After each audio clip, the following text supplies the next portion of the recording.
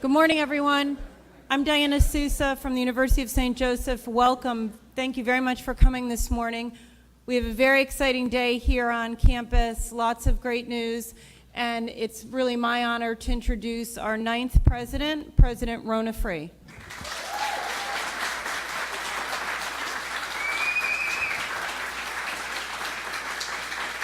Well, good morning. Good morning. Thank you very much to all of you for being here. This past summer, as many of you know, our trustees voted unanimously to have the university become coeducational in the fall of 2018. Most of our trustees, including Chairman Skip Gengras, are here today for our regular fall board meeting. Right after the coeducation decision was made, I met with Athletic Director Bill Cardarelli. We discussed how the increase in enrollment that we anticipated would allow us to create some innovative new academic programs and to hire additional outstanding faculty. But I said to Bill, I'd really like to make a splash with men's athletics. We agreed that bringing in outstanding staff to build the men's teams would be critical as an investment in the university's future. So I asked Bill to go out and find the best people possible. And I'm thrilled that he far exceeded even my greatest expectations.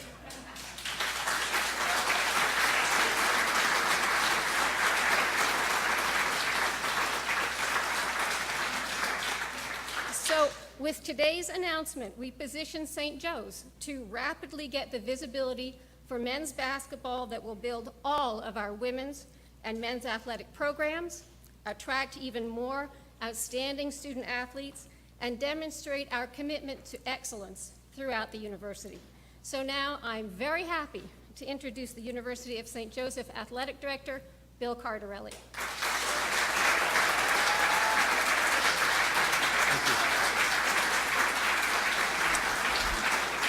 Morning, everyone. I promised Rona I would be short here. I do have a few things to say, but I think there's definitely thanks to go around here. I think the first person is Dr. Free, who without this, and Skip Gengras and the board, we really wouldn't be here right now. So I'd like to thank them. They did just a terrific job, and that's all appreciated, okay? I'd like to thank our faculty and staff. I know we have some. I know Kevin's over there, and we have a few other people who have been in my office every day saying, okay, what's happening? And so, and I appreciate that because they do a terrific job here also, and that's why we're here, is because of them. And our staff, sometimes our staff gets overlooked a little bit. We have some great people, like Mary Cooper helping us out, and every other staff member here, and that's a big part of USJ, is our community, and that's also, again, very important to us. And I'd like to thank our coaching staff. I'd like to have them stand up, please. This is our coaching staff right now. Stand up.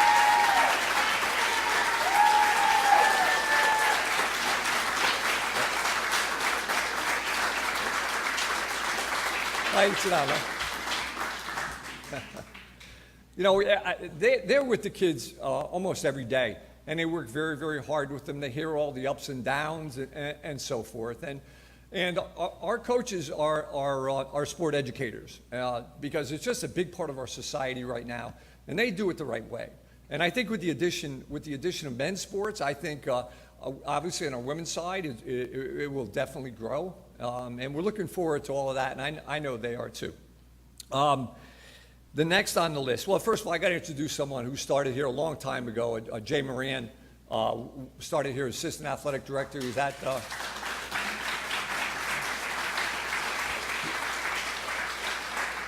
He's at Southern Connecticut State University as the athletic director down there, and he's mayor of Manchester, where we live. So we won't have him say any words up here, because when you give a politician a mic, you know what happens on it. So I also, Josh Ingham, Josh is back there. Josh is also our SID who helped put this together. Okay, Diana Sousa. Diana Sousa has just done a terrific job with this and putting this all together. And now I'd like to just thank our student athletes. They do a terrific job here. What's happened in the last week or so, and you know this, I'll let you clap later. Well, what's happened in the last week, I mean, college sports are taking a pretty big hit at this point. And one of the things we can't forget about, sometimes we focus on a Division I, Well, we also have Division II, which my son played at, and Division III, which my daughter played at, and Division III athletes who do it because they love the sport. They love playing it. They want to pass it on. I'm always talking about getting into coaching and give back, but give it to them. Sometimes we do an inordinate amount of time we give to, whether it's Division I or whatever it is, it really doesn't make any difference. When these are the kids, every day they go to class, correct? Okay? All right? They go to class. They represent University of St. Joseph in a great way. And they really deserve a lot of the credit here. We're very proud of our student athletes. Great job, ladies.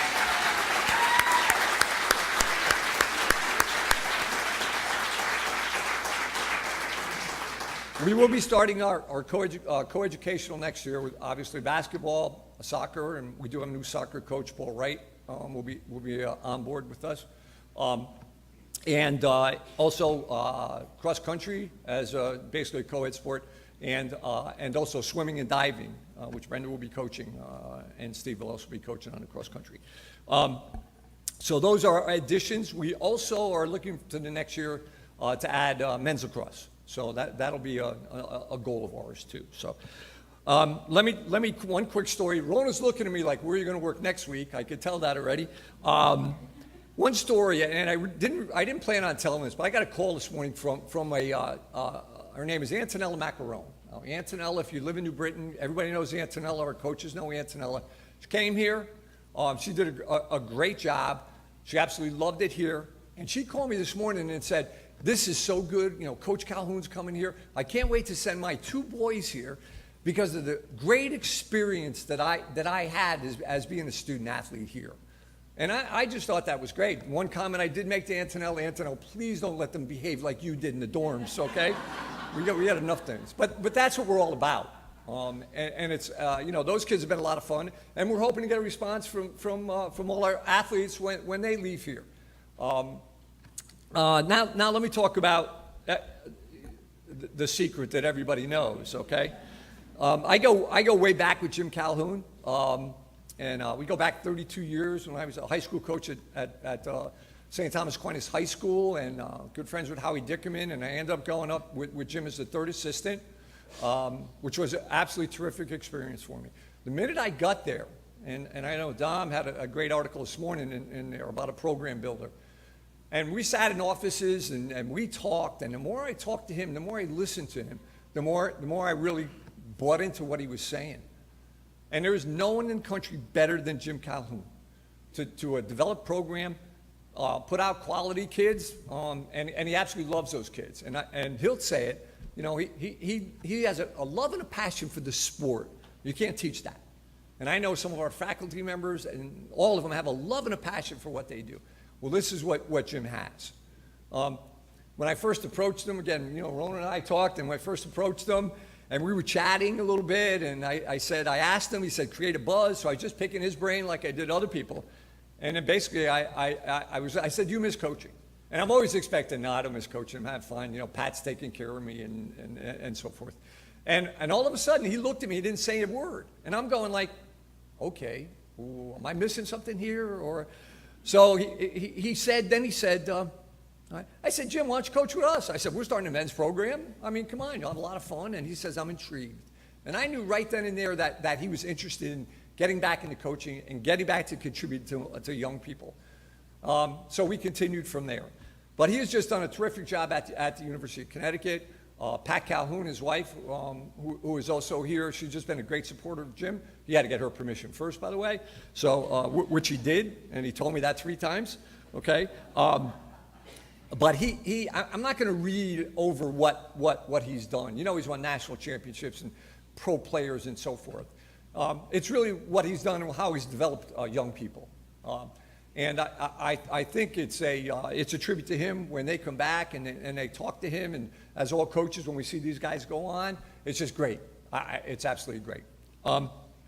At this time, again, I'm not going to go into that. You'll have a handout on it. No records or whatever necessary for Coach Jim Calhoun. But at this time, I really have the pleasure of introducing a very good friend of mine. Okay, from obviously from our UConn days, and he has now become a member of the USJ community. He is part of us right now, and we're really looking forward to Jim being around, okay? Again, Coach Jim Calhoun.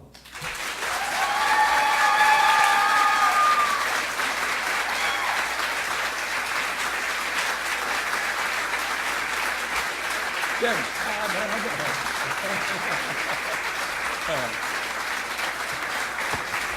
Thank you.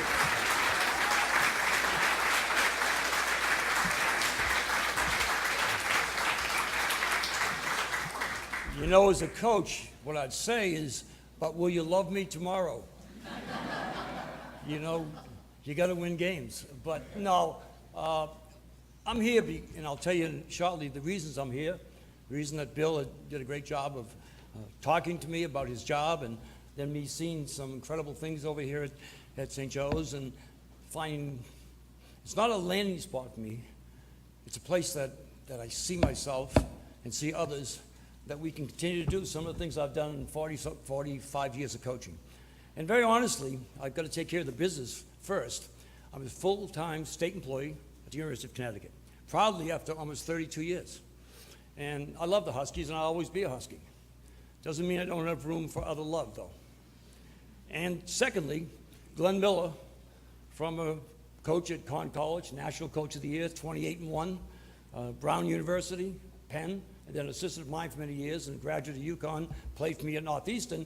He'll be joining us full-time, which I'm very happy to hear, and very happy to have him on board.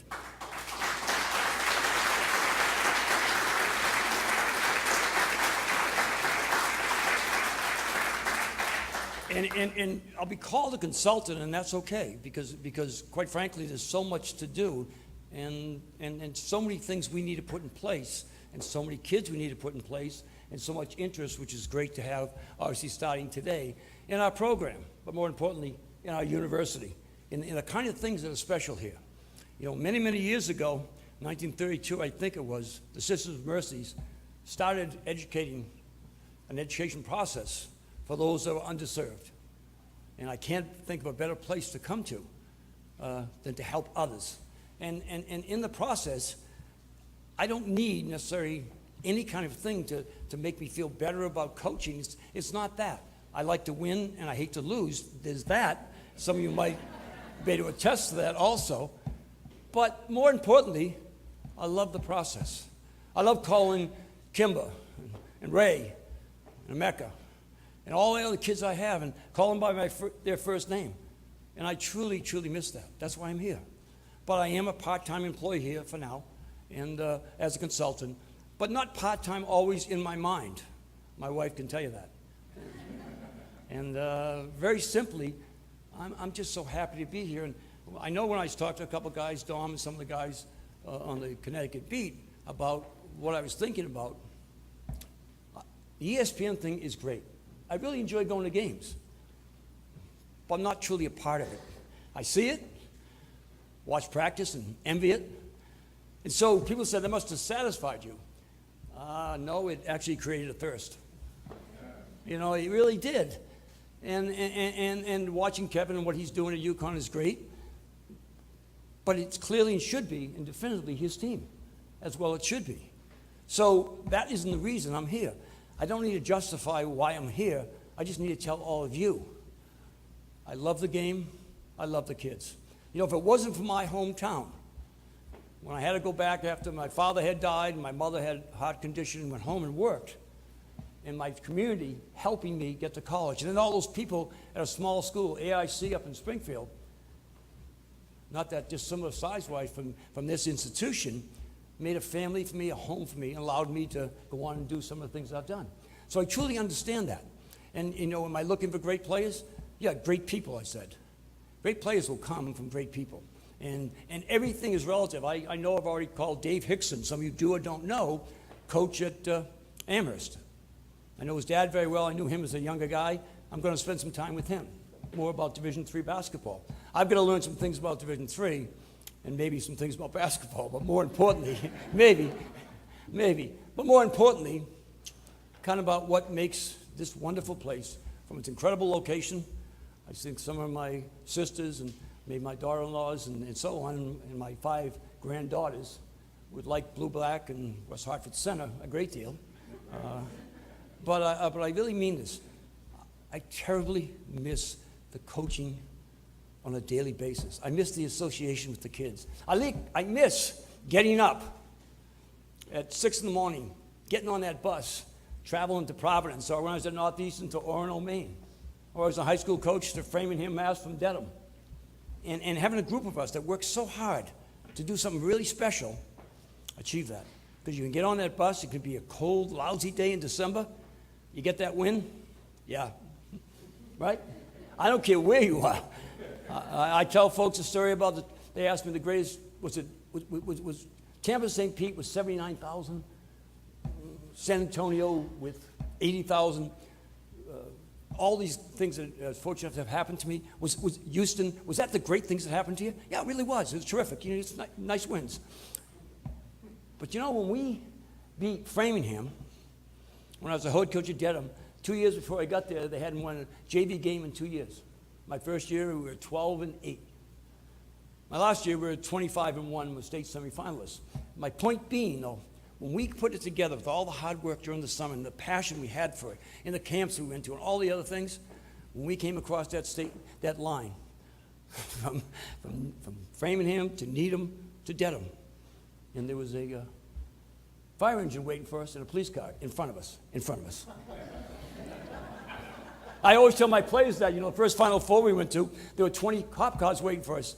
I turned on the bus as they led us in Tampa from the airport. Is this the first time you guys ever had cop cars in front of you? Just asking. Myself included, by the way, I want you to know that. I haven't got many police escorts. But I think the point being is, I'm here because I love the game. I love the educational process. I like what schools can do for people at a critical time in their life. Incredible time in your life. All the stories you want to know, all the stories about all the great players we've had. We've had some tremendous people and great players. But there's great stories. John Gwynn, who's now a supervisor in probation. I can give you all the other kids who didn't play in the NBA. And all I expect kids here to be the best they can be. That's all we want. And that's what we're asking for. And so I'm here for a very definitive reason. I love education. I love the kids. I love the game.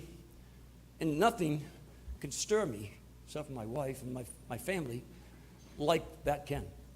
I can go get a hole-in-one, and that's nice. I haven't got one yet, but I'm sure it's going to be nice. But it doesn't match that win at BC when we had 2-3 guys hurt. It doesn't match that great effort that kids give. It doesn't have to watch, you know, like the singing group, Boys to Men. It doesn't match that. Nothing can ever match that. And to be a part of that is something I greatly miss. I still talk to my players on a daily basis. I must have 30 of them right now sitting here on my phone who have contacted me today, and I love them. But I think that here in this special place, at this special time, we have a year to kind of get the foundations of this. And yes, I'm an advisor, and yes, I'm a consultant. My passion will be here. The moment I told the president, who's been so kind and so great, and the chairman of the board of trustees, Skip Jingles, who's been terrific, and when I met with them, I knew how special this place was, and my good friend Bill Cottarelli, who I'm not sure how he got me to talk about coming here, but he did. I'd say Irish Blarney, but Cottarelli, not really. Not really. But most importantly, we're all here for the same thing. I was talking to the coaches today. I don't care who you're playing against. When they have fun and you compete and you work hard to be good, that's the greatest victory in the world. I don't care where it may be and who it may be. So I'm incredibly happy here to help build a foundation for the program, and that's what I'm doing right now. It's one step at a time. This first year, we got a lot of work to do. We got to talk about so many different things, from facilities. Here he goes. He's starting already. You're right. He's not that nice guy I talked to a couple days ago. But no, facilities, scheduling, and big thing, recruitment. We've got to get people to see just what a wonderful place this is, and just understanding that we're going to be nothing more, along with the rest of us in the athletic department, than the front porch of the university. To have spotlights on what a wonderful, wonderful place this is and what's going on here, well beyond the courts and the fields. So I'm thrilled to be here. I'm happy to be here. I expect somewhere around 2 or 3 o'clock today, I'll be in a gym someplace looking at future Blue Jays.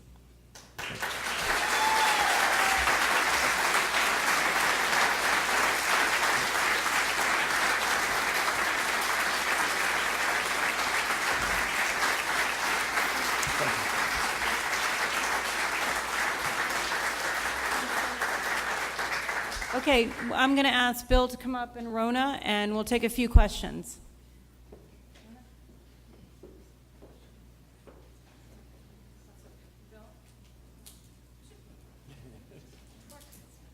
Any questions?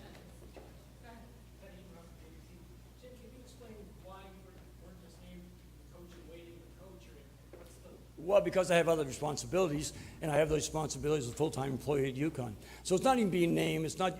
I know it sounds like semantics, but it's really not. I think that the most important thing is let's get this year done. Let's by June, as we all meet, where are we? Where are we? And so the idea that we don't have a coach right now. Okay, we have Glenn Miller in place, and that's a good thing. Obviously, a very experienced coach. We have me as some kind of a thing of in the future. But, you know, every year at UConn, I think guys who cover me understood this. I'd say I go year to year. I'll never, ever promise a recruit, though, before I get your next question, I think, you know, that I'll be here and I wouldn't be here. I don't break promises to kids. So just, you got to know that. And so I'll come to that hurdle, probably well down the line, when kids do start committing to different places, and I'll always tell the kid the truth. But the complexity of it is very simply, I'm a state employee, and I love what I do at UConn. I've even restructured some of the things I'm doing at UConn. I love it, and that's great. But this fills a void, a need for me personally to be personally involved in basketball. Where are you going to start the recruiting process? You mentioned this afternoon heading out to some camps. Are you going to look locally? Start locally without question. But I've got a couple texts from Israel, from some of my guys over in Israel, and people I know very well over there. I've been fortunate enough to be there 9 different times. I've talked with their basketball committee, and I have former players over there. I've got a lot of coaches who have called me about different kids they have. So yeah, we're going to start locally. If we could get an all Hartford team, we'd love it. If we get an all local team, terrific. But if other kids want to come here to St. Joseph's, and I know they're coming to a great place, I'll very clearly and definitively, you know, if you're 6'8" and can really play, and you happen to be across the state line, we might take you. We just might take you. Anyone else?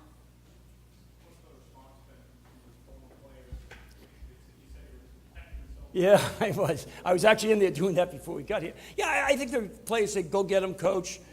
You know, some of them might said, you better visit the Franciscan Life Center, your favorite nuns. Oh, well, equally favorite nuns to this. And equally favorite nuns, and talk a little about the vocabulary that those kids might learn. And Mother Sean and Sister Barbara can help me with that. And on the basketball court. No, I think most of them are saying, like, you know, such a lucky kids. I'm not being egotistical saying that, but you're asking what they said.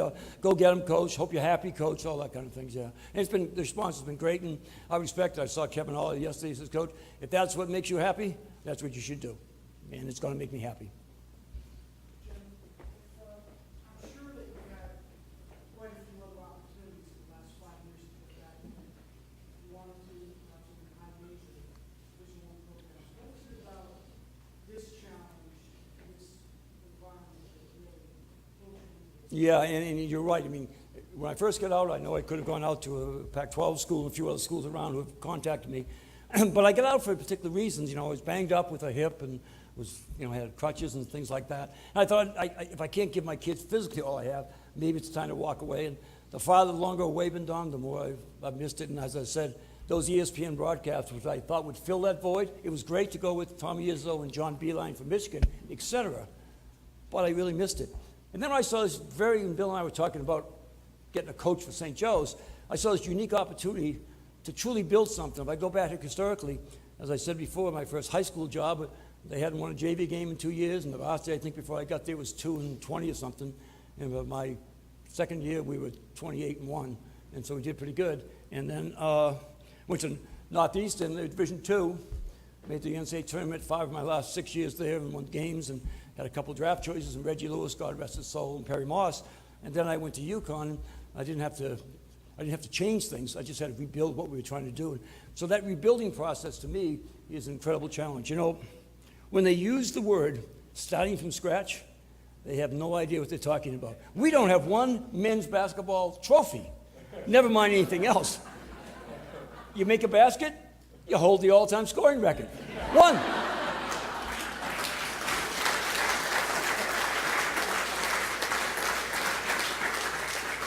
I can legitimately look at a kid and say, you will be our leading assist man ever.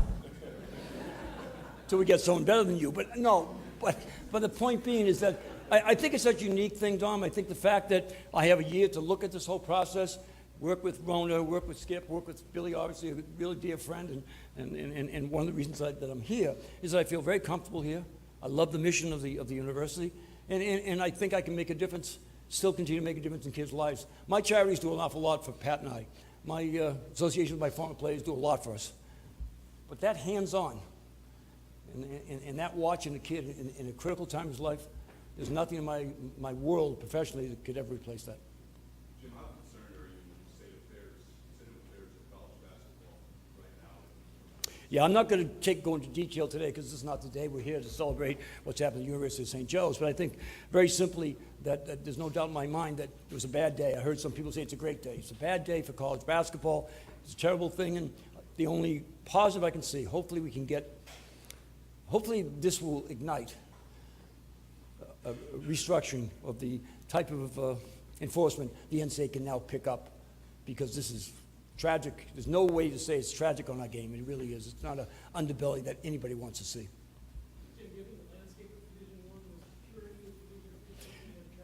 I don't know about that, but there's a purity because, as I said, I gave you one of the great wins all time was Dedham versus Framingham himself. And that's who I am. So for me, you know, it isn't necessarily the glory. It's the accomplishment. It's that feeling. And I mean, I still have that feeling on that bus in 1972. And I still have that feeling with my kids at UConn, my kids at Northeastern. And hopefully we can see it here at St. Joe's, where people have accomplished incredible things because they dream incredibly big. Well, I didn't consider that. I'd like to tell you I did because it sounds really purist, but that's not who I am in the sense of giving you something I don't believe. I came here but some of those reasons might be blended into what you see going on, yes, but not my reaction to it, no. I came here for the right reasons. For the right reasons of doing something here special with kids, and that's what I want to do. All right, we're going to have time for some one-on-ones, but Bill, I think you've got a welcoming gift for Coach. Sure. We have a little shirt here that we're going to give to Jim.